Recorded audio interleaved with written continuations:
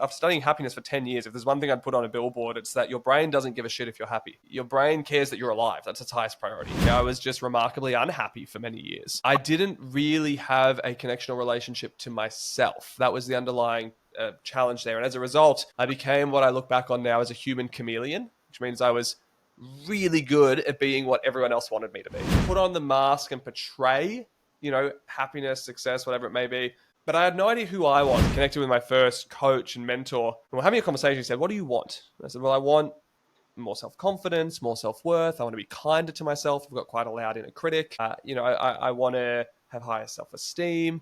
I want to practice self-care and actually look after myself because I feel like I'm running on empty all the time." Sort of named all these things. And he went, "Declan, have you recognized that all of those things you're pursuing start with the same word? They all start with self." The gold standard for emotional literacy is functioning adults. We should be able to recognize, name, and describe 30 distinct emotions. The average in Australia is about 5 to 7. Welcome back to another episode of Conversations That Count. I'm your host, Jeihan, and today we're diving into a question most people never stop to ask. What does happiness really mean, and how do you define it for yourself?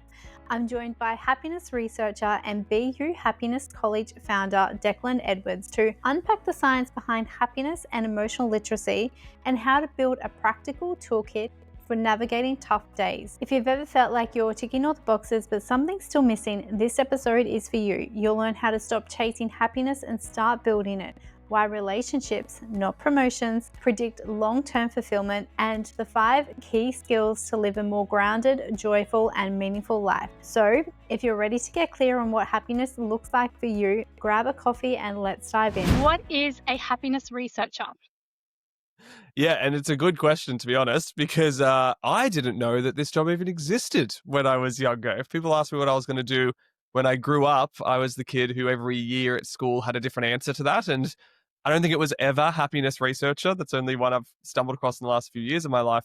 Basically, a happiness researcher is someone who spends their career studying the science of happiness. So studying through a scientific lens, what does it mean to be happy? How do we fulfill our potential as human beings? Specifically for my background, that means studying the field called positive psychology.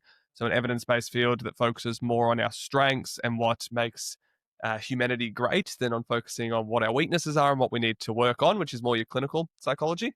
So I was fortunate enough to do my master's in that, and potentially a bit of an exclusive here. This is the first time I'm mentioning it publicly, but looking like I'm accepting a scholarship to do my PhD in that next year. So I'll be, after eight more years of part-time study, Dr. Declan Edwards, to do with happiness studies. So yeah, that's what I've spent the last 10 years of my life studying, in the last 8 years running a college that teaches people the skills and science of happiness. What initially, happiness is such a broad topic. What does happiness mean to you, and what drew you into studying this and making this your career? So for me now, and I want to be really clear to everyone listening to this, I don't believe anybody has the one-size-fits-all answer to defining what happiness is, including myself. I'm not some happiness guru who has the answer for 8 billion people on the planet.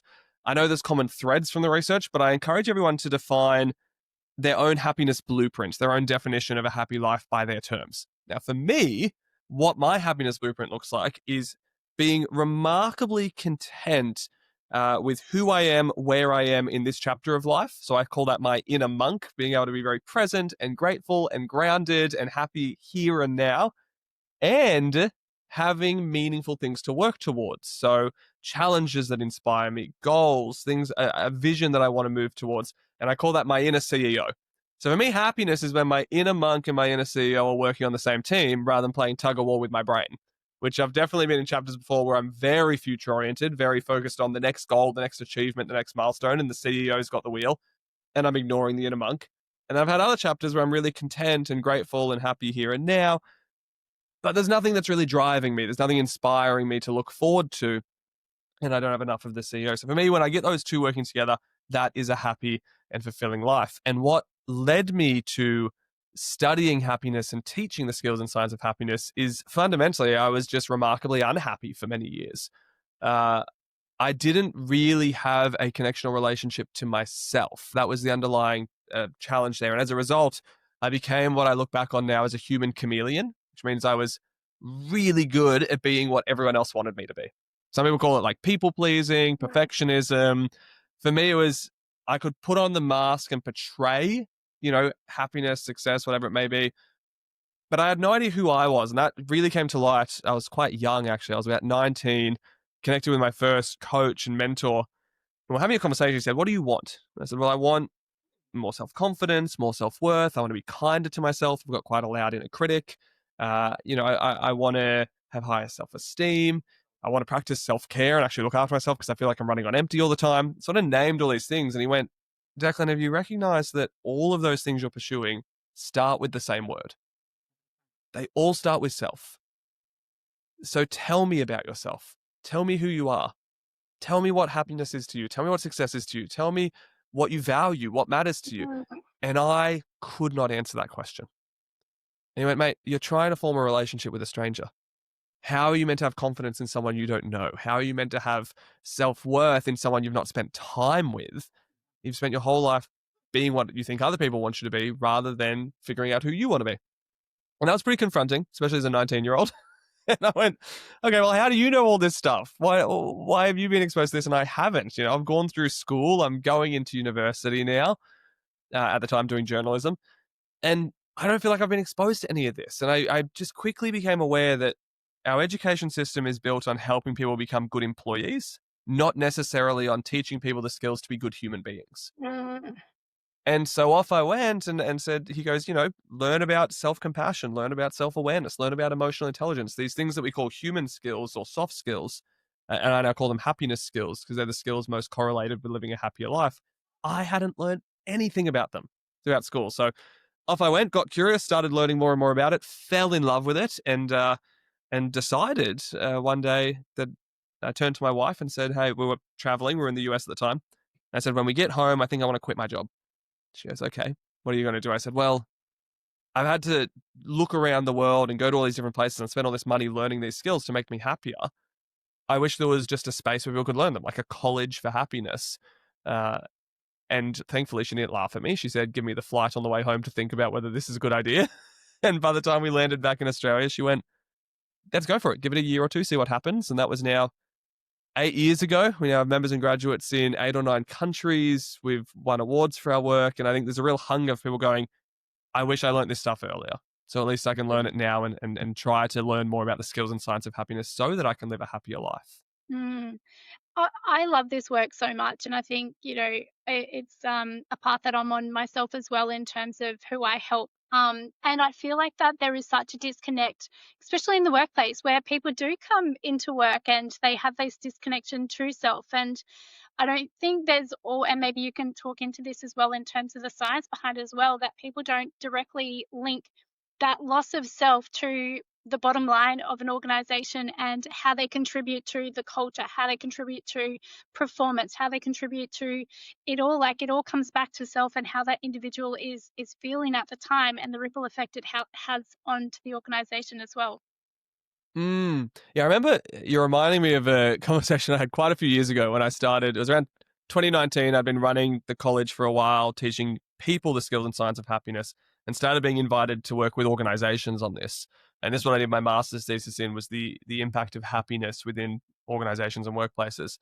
And I had a CEO just say in passing, "I feel like my life would be a lot easier if my team didn't bring their people challenges to the workplace."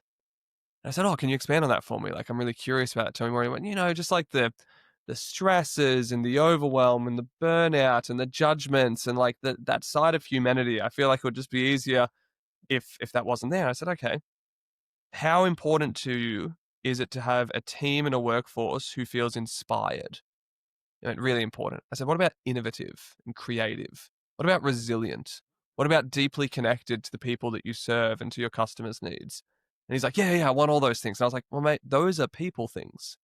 Those are people qualities and people skills. And unfortunately, we cannot selectively numb parts of humanity, right? We can't just take away the parts that we wrestle with and keep the parts that we love at the snap of a finger."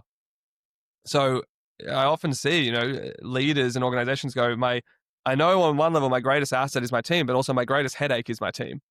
Like, yeah, that is because this team is under-supported and under-resourced in how to bring their best qualities to the table and navigate through the challenging qualities of humanity, because our brain is not wired to do that. Our brain is, in fact, I'm studying happiness for 10 years. If there's one thing I'd put on a billboard, it's that your brain doesn't give a shit if you're happy. Your brain cares that you're alive. That's its highest priority. And that you're And safe. naturally, that we're safe and we're alive. So that means our brain will do some funny things to keep us safe and alive. You know, it will do things that sacrifice our happiness. It will do things that are defensive and cause conflict in our team and in our community. And often we will marinate in the challenges of life, and we'll sit there and review them and ruminate on them, and we'll skip through all the really good parts. And so we need to train our brain to do the opposite of that, to go, well, how do we actually marinate in and savor and strengthen the good parts of ourselves and humanity and navigate through our tough parts? I say now, I don't think the goal for workplaces is for your team to bring their whole self to the workplace. I think that's very unrealistic and very all or nothing. I think the goal is, how do we support our team to consistently bring their best selves to the workplace? And you touched on a really great point there. I think it's, bring your best self, but then also knowing what to do if you are experiencing a challenging time as well, and having the support there. And as a leader or team or something like that, is knowing when something feels off and knowing the right questions to ask, so then you can actually continually call them forward, rather than them feeling isolated and alone as well. So like that's 100%. a different skill in itself, right? Yeah, well, there's a empathy and compassion there towards ourselves. And I remind people of this all the time. I think some people make the mistake of, they hear what I do for a living. They know I've spent years upon years learning this and practicing it for myself. And they go, oh, you must always be happy. And I go, not at all, right? Like, I'm a human being first. I'm a happiness researcher second. I still have the same challenges with imposter syndrome, self-doubt, procrastination, sometimes perfectionism. I still have moments where my emotions take the wheel and I respond in a way that I'm like, oh, that probably wasn't the best way to respond. The difference is I've built a toolkit over the years where I can recognize it quicker, move through it more healthily, and get myself back into a space where I feel I'm bringing the best of myself to the table, not just what's left over. And that's what we want to do, not only with organizations, but with individuals. It's like, hey, there are going to be times when you stuff up. How do we move through them quickly and effectively? And how do we try to strengthen and lengthen the amount of time that we spend feeling our best and bringing our best self to the table? If we do that, chances are we're going to feel pretty damn happy, right? It's not about being happy all the time. It's just, can we stay in the good moments a little bit longer? Can we navigate the difficult moments a little bit healthier? So if someone is finding themselves in that moment where they're like, do you know what, I'm not having a great day, I'm not really operating as my best self and feeling happy, like, what would be some of those tools that they can apply, or strategies that they can apply that will actually turn the dial for them? I'm a huge fan of a lot of the tools in acceptance and commitment therapy as a modality. It's one of the 5 modalities we teach at BU Happiness College. And what acceptance is recognizing something for what it is and calling it out. Now, I think people make the mistake of accepting something means that they like it, or they're okay with it, or they're condoning it. That's not the case. Acceptance is just, hey, these are the cards I've been dealt. So in this case, acceptance might look like, and awareness might look like, hey, this is a moment of suffering, or this is a moment of struggle, or I am feeling, and then name the feeling. Right? At the moment, I'm feeling pretty stressed and under the pump.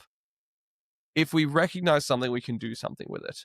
We have a huge gap, particularly in Australia at the moment, with what's called emotional literacy. Everyone talks about emotional intelligence, manage your emotions better.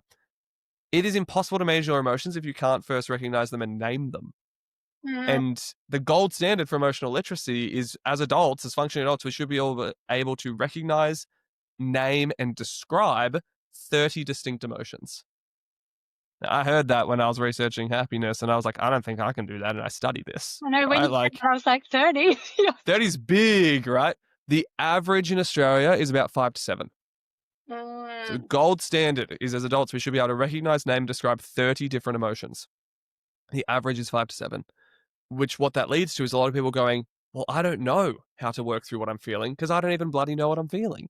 Right. So I think acceptance first. So recognize it. This is a moment of challenge. This is a moment of struggle. This is a moment of stress. This is a moment where I'm doubting myself. And that's okay. This is human. Like, millions of people before me have experienced this. I'm not the only one. I think often when we have our struggles, we go, wow, everyone else has their shit together, but not me. And if we just take a moment to go, actually, this is pretty normal. Then the commitment part of acceptance and commitment therapy is, okay, what am I going to commit to doing about it? Do I need to go expand my emotional literacy and learn more about my emotions? Do I need to practice some journaling or meditation to unpack my thoughts and feelings? Do I need to work with a professional to understand my mind and my emotions a bit better and to manage them a bit more effectively? Well, that's on you to commit to doing something with it to change, right? So I think if we can meet it with awareness and give ourselves a little bit of compassion and grace to go, hey, this is a moment where I'm not feeling my best, I'm not showing up as my best, and I know that. Okay, that's normal. That's okay. It's going to happen. Now, what can I do about it? What's Mm. in my control? And if we can, ideally, this is where if you build out quite a rigorous and robust happiness toolkit where you're like, okay, well, I'm actually pretty good at setting boundaries, or I'm pretty good at practicing self-care, or I'm pretty good at introspection, or, at BU, we teach 70 different skills for happiness. And we go, if you can learn them and have them in your toolkit, they're ready to go. At the moment, though, if people are going, A, I can't even recognize and name my feelings, B, I've never learned about these soft skills. I've never learned about resilience or habit building or having difficult conversations. They then open their toolkit and go, well, what am I going to do about this to try to bring my best self to the table? And they go, I don't have any tools. I don't have anything to help with this. Right. And so, look, I don't have the monopoly on the one size fits all answer for happiness, whether it's at BU Happiness College or anywhere else. Listen to conversations like this podcast, go read books, go to workshops, work with a psychologist or a therapist or a counselor or a coach. But you don't have to reinvent the wheel. Like, learn these tools, put them in your toolkit, and I promise you, you're so much more likely to show up as the best version of yourself more often. Mm. It's so wild to think, right, that as you said, like the human skills that actually help us be the person that we are today. We're not taught this, and I No. find a lot of people, especially on the podcast and the work that I do as well, it's when people go through like a really challenging time in life that then they're like, I guess pulled out of that path and they're like, whoa, this is not it. Like, I have no idea who I am. I don't want to do this for the next 40 years and things like that. But it's like, you don't wait until that time that, Yeah. you know, you've hit rock bottom or the pain is great enough that you need to actually create change. It's like, how can I actually just be a better person, be happier and show up in a way that feels right for me as well? And I feel like, yeah, we definitely don't easily have access to those skills, especially in the workplace, or it's not in our awareness until someone says, "Hoi, what are you doing?" Yeah. This is what's mind blowing to me, right? Because I obviously spend my career talking about this. Yeah. The approach that we have to mental and emotional well being has come a long way, which is good. We're talking about it a lot more. But it's still very much built on this idea of, well, when you're struggling, then reach out and get some help to feel back to normal. But I think there's so much more to life than feeling okay, and so much more to life than just feeling like you're getting by. And what this often leads to is then this reactive approach. And that would be the same as someone sitting down and saying to us, hey, I'm thinking of exercising and eating better, but I'm going to wait till I have a heart attack before I do so.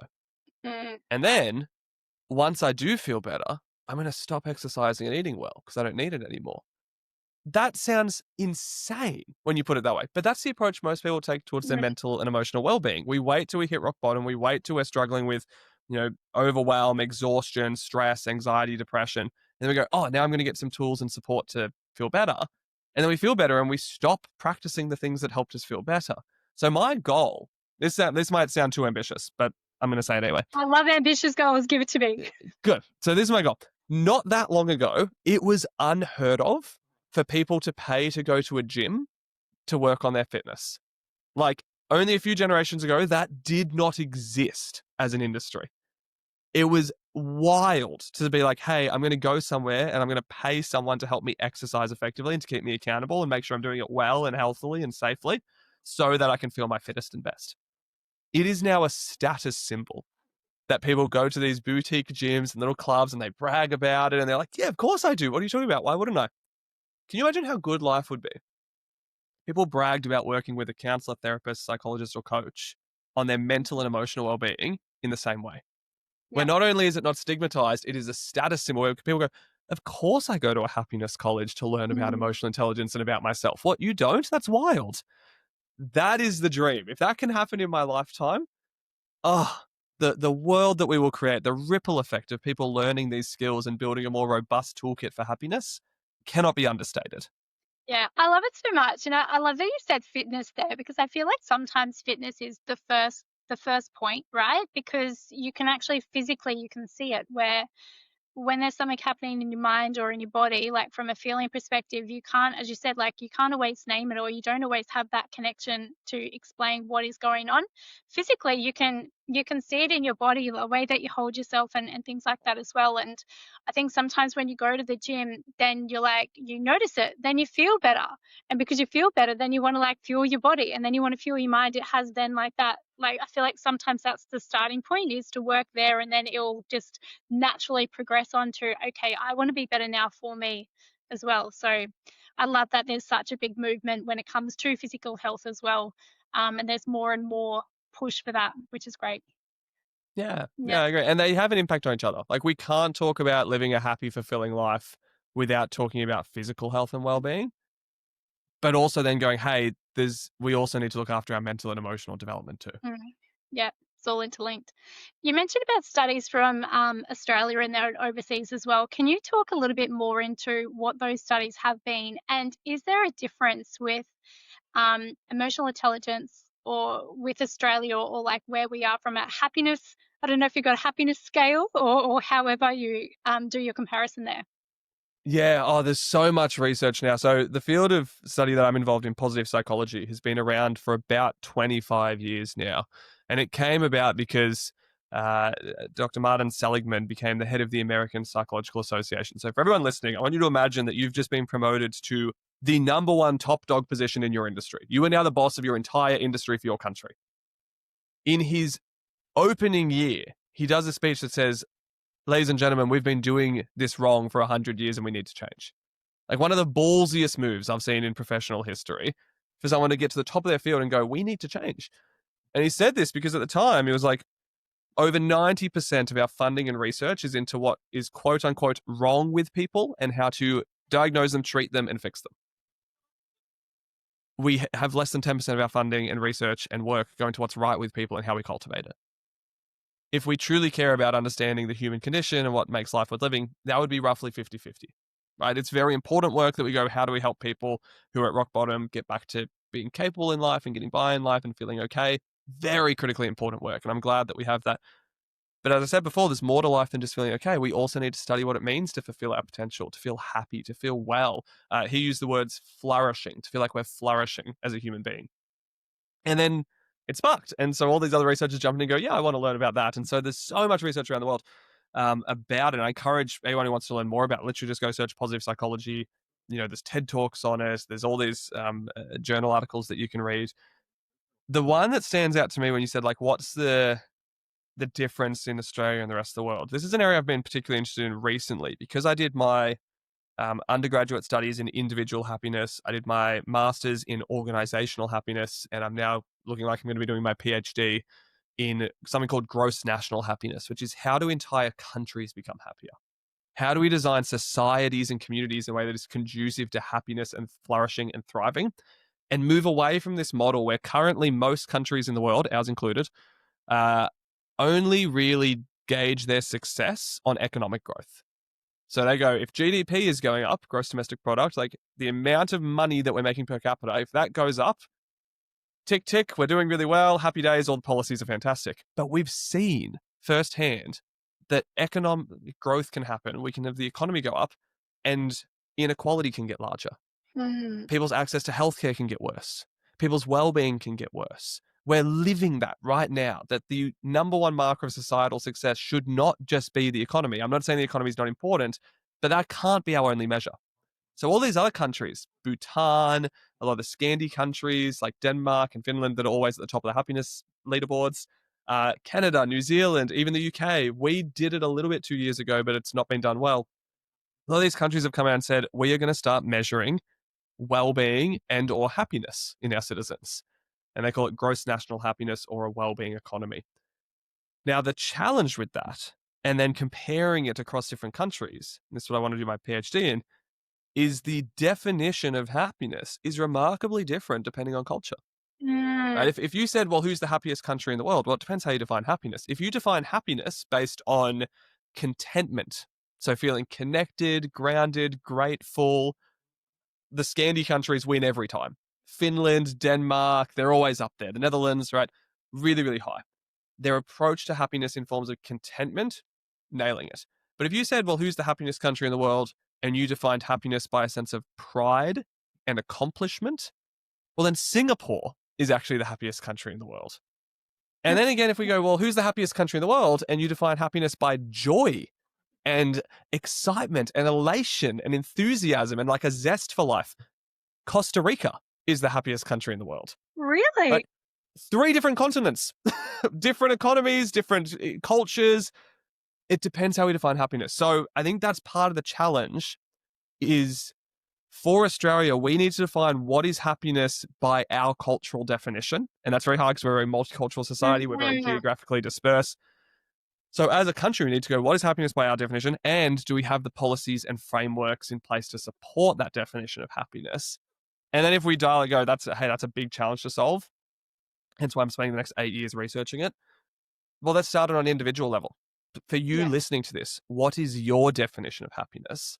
And do you have the tools and frameworks and resources to support that definition of happiness? If you do, chances are you're going to live a pretty happy life. If you don't, well, then maybe this is your sign to go work on it. I love that so much. And yeah, you're right. Everything comes back to the individual level, right? Because then you're contributing to the broader country dynamics as well. And as you were saying that, I was just thinking, like, in terms of the world and the different cultures that we have, and even in Australia, like you're at Newcastle, right? Is that right? Yeah, Hunter Valley area, yeah. Yeah, and I'm on the Gold Coast, and like if you then have someone like say in Brisbane or Sydney or something like that, right? So environment would play such a massive part into that as well.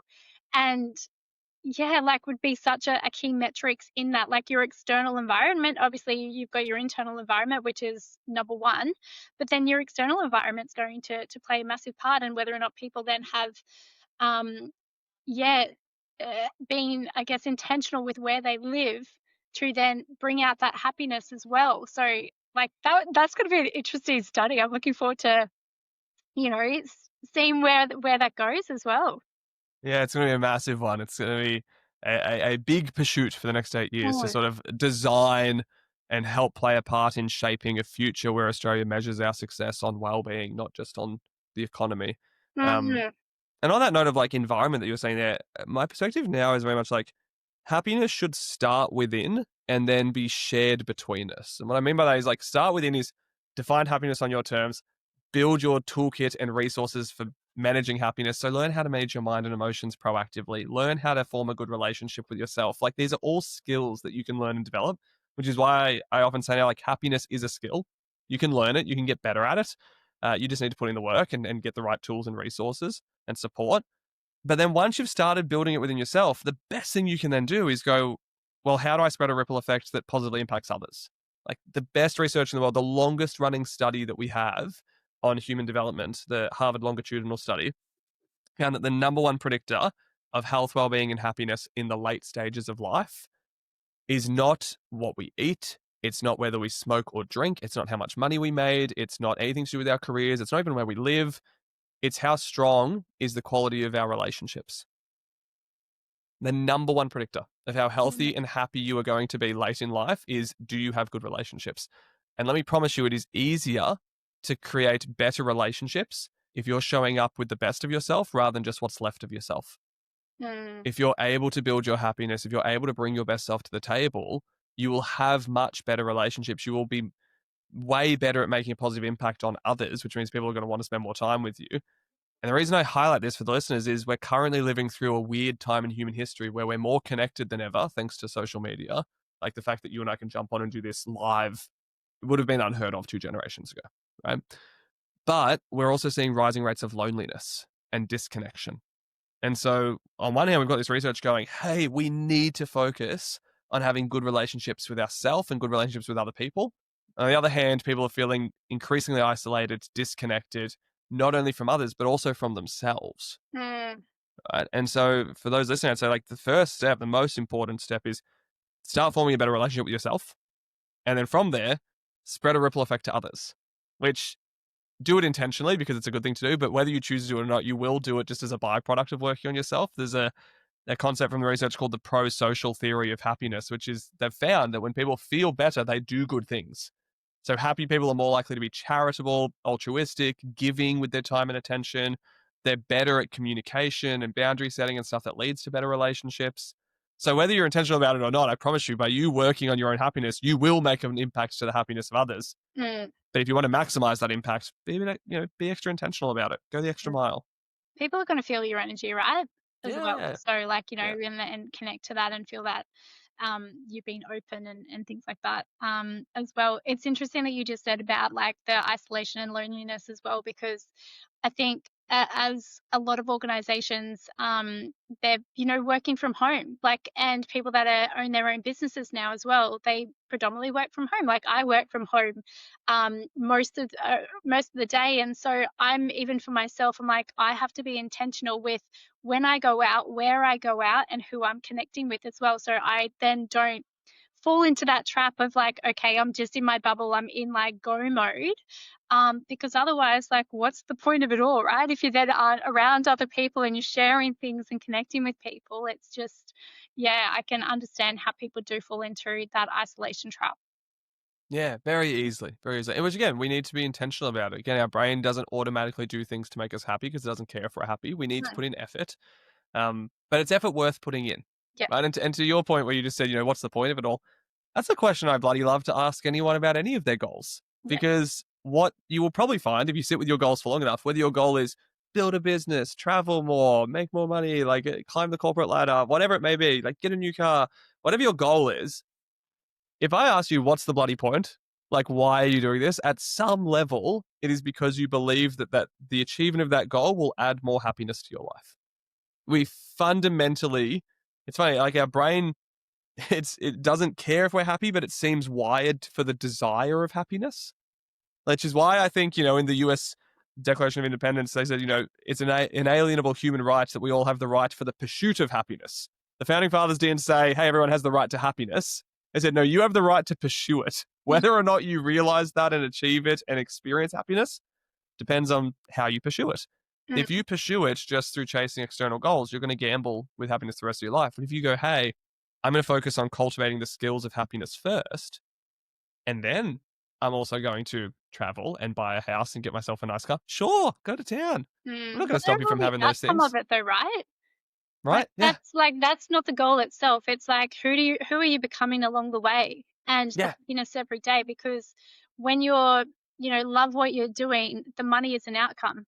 When yep, you then, that can then give you the travel, that can give you the car or whatever it might be. But yeah, first of all, it comes back to who do you want to be, and developing you as a person that then expands the capacity to then get whatever it is. Like it's yep. such a, Well said. yeah. I feel like we're taught the other way around, and it comes back to Yes. be, do, have. Uh-huh. Rather than the other way, like we'll have the thing Mm-hmm. and then we'll be happy. Where it's like, Mm. no, be the person now that in order to attract that. Yeah. Mm. And even if you don't end up getting it, hey, you're happy. You're winning. You know what I mean? I'm like, I've got big goals. Whether or not I realize them and achieve them in my lifetime is kind of irrelevant. Like, and this is a weird thing to say. Like, I'm young. I'm in my early 30s. I'm married. I run this social enterprise. I recently became a dad. And for the first time in my life, probably in the last few years, I got to a point where I realized, touch wood, I hope it doesn't happen. But if it were to all end today, Yeah. if this was my time, geez, I think I've made a lot out of the time I've had. No. Like, I'm happy to die, which is a weird thing to say, but I think a lot of people go through life going, I'm going to avoid the fact that I'm going to die one day. Like, we don't talk about it much in Western society. Mm. Fact of the matter is, you are going to at some point, and no one knows when it's going to be. So start asking yourself, hey, if it was all end today, what are my regrets? And if you go, shit, I've actually got a lot of them, well, geez, start doing something about it. Because we don't know how much time you've got left, right? It does feel weird to get to a point where I'm like, I have a lot of goals. I have a lot that I want to work towards. But if I don't achieve them, so be it. I'm quite happy with the life I've lived. I Such a beautiful question. I was asked this question probably a few years ago. Like, if I was to die tomorrow, would I be happy? And at the time, I pondered on it and I was like, no, I wouldn't, because as you said, there were so many things that I still wanted to achieve in life. And don't get me wrong, there still is right now as well, but I'm on the path. I'm Yeah. doing the things that I want to do. And so, Yep. as you said, like you have to kind of make peace with that in a way. And it comes back to being present in the moment, that you know that that goal is going to be there because that's the path that you're on. and you just have to, be happy as a person. I love, like, there's no someday, one day, or anything like that, because again, we're putting our happiness on hold until we achieve the thing. Where what if it does all end? And I know that that's a really morbid way of looking at it, but, like, you need to be happy with that at the same time and go, do you know what? I lived a pretty fucking great life, rather than living a life of regret. 100%. So much 100%. power in that. Your book. So Yes. you've got a new book coming out, or is it already published? Oh, well, speaking of goals that are ambitious and somewhat out of my control, that I'm just sort of happy I've done my part. Yeah, this book's been a wild ride. So I've been writing a book about the skills and science of happiness now for about 4 years. Specifically, it started because I went, hey, we teach 70 skills at BU Happiness College. And when I'd share that, the answer was always the same for everyone. That sounds like a lot of learning. Sounds like a lot that I have to learn. Can I just learn, 10? And so I went, okay, well, what would the top 10 be? What are the most important 10? And then I started writing and realized that the book was going to be the thickest book in human history. So I narrowed it down to 5 and went, well, what are the 5 most important skills? And I wrote about them. I went, this is how to do them. I mean, geez, there's a whole chapter at the end just of references. So it's very rigorous and well researched, but I wanted it to be very practical. I didn't want it to be shelf help where you get it and then you like, oh, interesting. And it just stays on your bookshelf forever. I want it to be something that you could revisit, go back to, put into practice. So I finished the manuscript earlier this year, early 2025, and sent it off to my publisher, and had a lovely curveball from life where they went, hey, look, the Australian publishing industry's had a really tough few years. We've had to niche specifically into business development and leadership development books, which means when we no longer think we're the right publisher for a book on happiness. Now, I could argue that happiness is a business and leadership skill, but so be it. And so what it led to is I was like, okay, well, I've finished this manuscript. I've got this 50,000 word manuscript ready to go. I'm now looking for a new publisher. And so rather than wait, and so this is the acceptance and commitment therapy we're talking about before. Acceptance is, these are the cards I've been dealt. Commitment, what can I do about it? I went, well, I'm going to start reaching out to other publishers and show them that people care about happiness. They care about learning how to be happier. And so I just started a wait list. I just popped it up online and said, hey, if you want to jump on the wait list for my book, you'll get some of the first copies that come out. There's no lock-in commitment, but I just want to be able to go to a publisher and say, this many people care about the skills and science of happiness. And I've been blown away by the result. Hundreds of people have just jumped on, popped in their details and said, yes, we want this book. And so what it's led to is now some more discussions. I'm closing in on 1 or 2 publishers at the moment that I think are the right fit. Yeah. And so hopefully that means early 2026, it's going to be on bookshelves. But for those listening, if you want to join the waitlist, I'm sure we'll put a link in the show notes. Absolutely. And I'd love to invite you to jump on and join the waitlist so that, the more people on there, the more likely it is that I can convince a publisher that people actually care about being happy rather than just their business and career and leadership skills. And it's interesting as you said that. I'm like, it's all the same, right? It's just through a different lens, and that's the leadership comes back to self. Business development comes back to the person you are behind the business. Like, it all starts with self. And when we start to grow that person, and it all changes. And I think, as you said, like a little hurdle or a little challenge along the way, that's when those tools and resources come into play. Because you're like, do you know what? Okay, cool. I've got no control over that. However, I do have control over how I react to this and how I respond to this. And I'll accept that. And this is what we can do to move forward, rather than going, oh my God, like years of research and things like that had just gone out the window because they said no. It's just like a redirection, right? Yeah. Into 100%. something better. Yeah. I'll definitely make sure that we include that as well. You mentioned that you've narrowed it down to the 5 key points there for happiness. Yeah. Can I ask you what those 5 are? Oh, you sure can. And I'll actually bring them up so I can tell them in order, because sometimes there is a better order for them to happen in. And I worry sometimes that, when I send them off the top of my mind, that I do them out of order and then people go away and work on them out of order. It doesn't quite work all that well. So the first skill that people really need to focus in on for themselves is beginning to expand their emotional intelligence. If you look at all the research, it's just so consistently proven that emotional intelligence is one of the top skills of soft skills, be it for performance in the workplace, be it for happiness. In the book, I break down what are the sub-steps to that, because emotional intelligence, I kind of been cheeky, to be honest. I was like, hey, I want to narrow it down to 5 skills. Emotional intelligence itself is kind of a skill set. There's a bunch of sub-skills underneath it, like emotional awareness and literacy, like emotional management. So I kind of got cheeky when I could slip in about 5 skills within that skill. But to summarize it, learn how to manage your emotions more effectively, right? Rather than having your emotions manage you, rather than gambling with our emotions, learn how to manage your emotions well. Because it's hard to do the rest of the skills if your mind and emotions are really clouded and chaotic. If you feel like, anytime you try to look at your emotions, it's like a whirlpool and you just get caught up on the ride, it's going to be hard to do any of the other skills of happiness. So we do need to learn how to calm our mind, how to calm our emotions, how to manage them more effectively. That then creates space for the second skill, which is learning how to introspect and look inwards. And some people find that as a surprise, but I go, hey, we're in a society at the moment where your awareness is a huge economy. Look at the wealthiest companies in the world, all the social media platforms, Netflix, Google, they all make money on the attention economy. They make money by you looking externally for your answers in life rather than internally. So people are losing the ability and the skill to look inwards, to slow down and to check in with their inner world. And what that leads to is people who are seeking answers to questions that can't be answered externally by external means. They're going, okay, well, someone tell me what happiness is. Someone tell me what success is. I'm like, no one has that answer but you for what suits you. And otherwise, you're just going to end up a human chameleon like I was. So we need to learn how to look inwards, how to check in with ourselves. That is also part of where we learn how to have a relationship with ourselves, which I'll get to in a moment. So we need to start practicing introspection. I give some tools in the book around like different journaling practices, different mindfulness and meditation practices to help with that. But we need to start looking inward again as a society. The third skill is then we need to retrain our brain to not work against us. I mentioned before that happiness isn't our default setting for our brain. Our brain cares about survival. Thankfully, thanks to neuroplasticity, we know we can train the brain, we can shape different parts of it, and we can practice different skills that broaden our perspective so we're not always just caught up in the worst case thinking scenario, in focusing on what's going wrong, in having an loud inner critic and being cruel to ourselves. We can learn how to change that.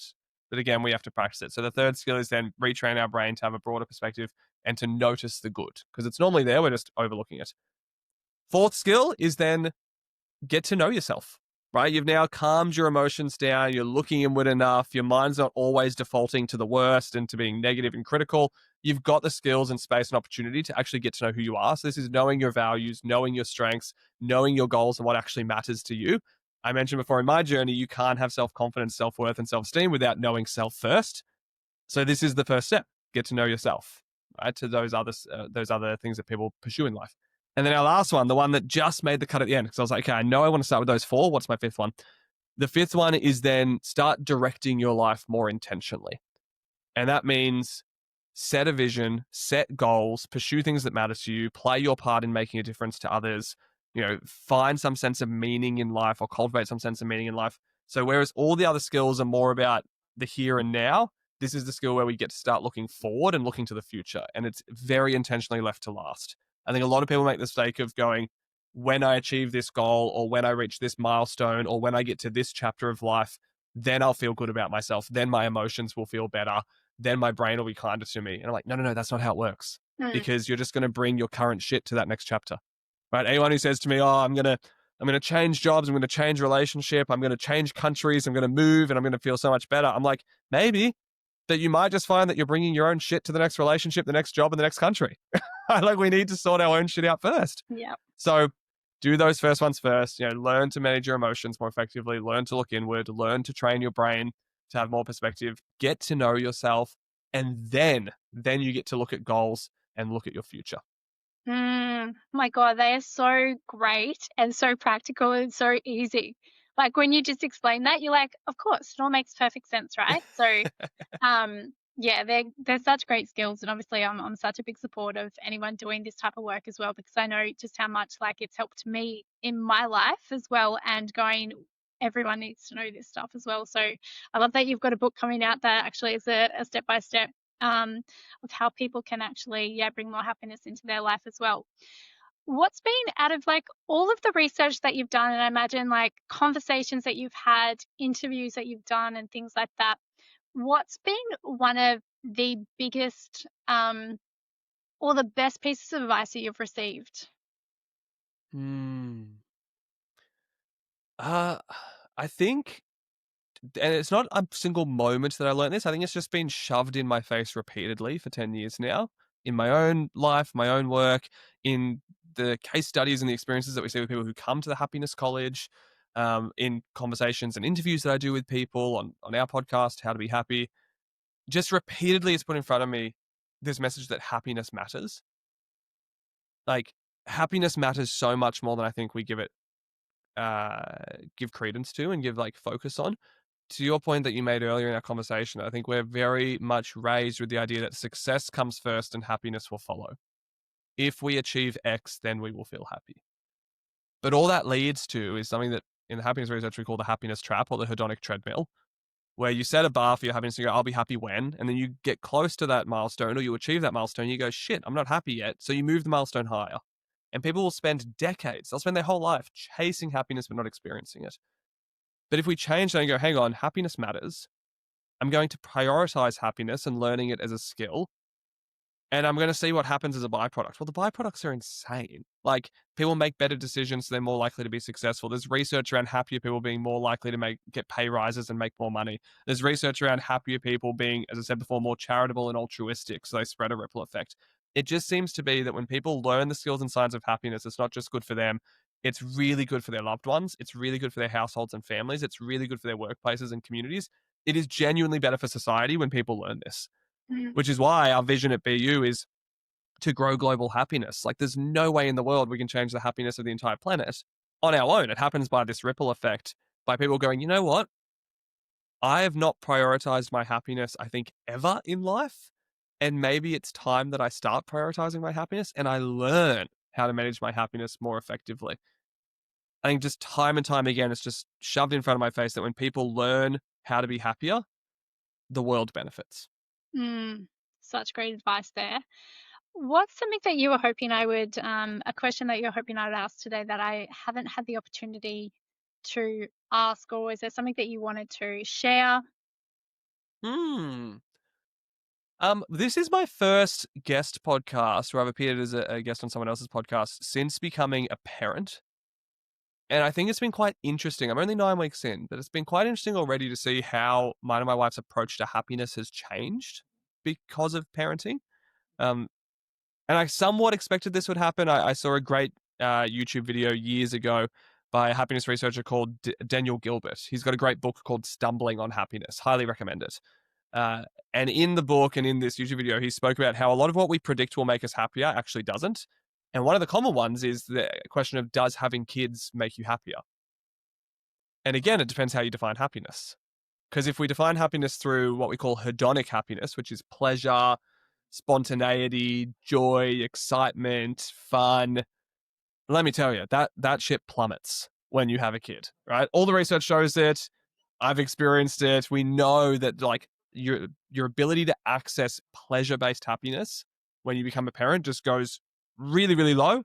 And some research suggests it takes up to 20 years to get back to near what it was before you had a kid. Yeah, wow. So if we just look at that answer, we go, hey, having kids is horrible for people's happiness, right? But there's another approach to happiness, which they call eudaimonic happiness, which is a sense of connection, contentment, meaning, purpose, legacy, contribution. This slower state happiness, more the happiness that we spoke about with the Scandi countries earlier, right? The Scandinavian countries do really well at this. That consistently goes up when people become parents. We see it in the research, it just consistently tracks up over the rest of their life.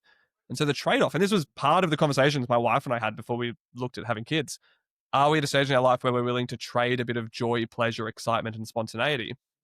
And in return, we're predicting that we're likely to get more connection, contentment, meaning, and purpose. Is that something that we want to do?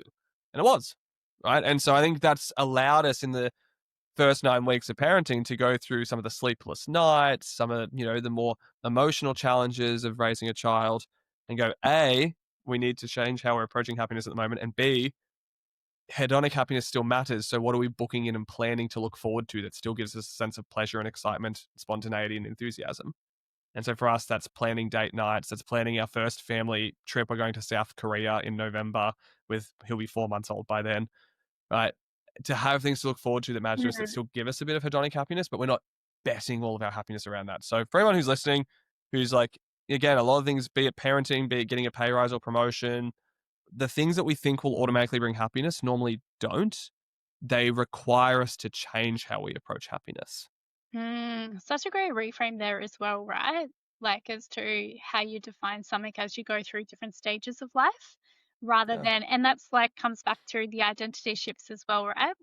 And who you are as a person and what's meaningful and your values and yeah, the priorities and things like that. So I love like how you've just articulated that as well. Thank you. Because I can imagine like yeah, I work with a lot of women and mothers as well, and there's a massive shift in identity when it through having a child as well. And as you said, like I think with the reframes and the priority shifting and then being more intentional with the joy and all of that as well, like yeah, it does shift a lot. So yeah, you just don't need to prioritize more time for that as well, planning. I feel like you've added so much. And I just love that, yeah, you're so passionate about this work and your PhD as well. And the further research, like that's super exciting. And it's definitely going to benefit a lot of people as well. Is there anything else that you wanted to add before we wrap up?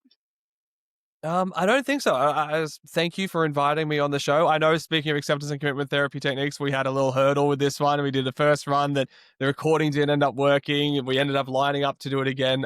After I'd settled into being a dad, I just appreciate you sticking with it and persevering and inviting me back on to have another run at it and making sure that we get it all recorded so we can share. I hope for those listening, I hope you can take one or two things. Anytime I share things about the skills and science of happiness, I'm very keen to remind people that the goal is not to master all the skills of happiness straight away. The goal is to go, hey, chances are in this conversation, one or two things hit home for you and resonated and, struck a chord. Whatever those one or two things were, they stood out to you for a reason. And I'd encourage you to then go do something with it, because listening to a conversation about happiness won't automatically build your happiness toolkit or upskill you at happiness. But it's a nice little direction. It's a nice little indicator to go, oh, maybe I want to look more into, emotional literacy and emotional management. Maybe I want to look more into introspection and forming a better relationship with myself. Whatever it was that stood out to you, take this as a sign to go do something with it.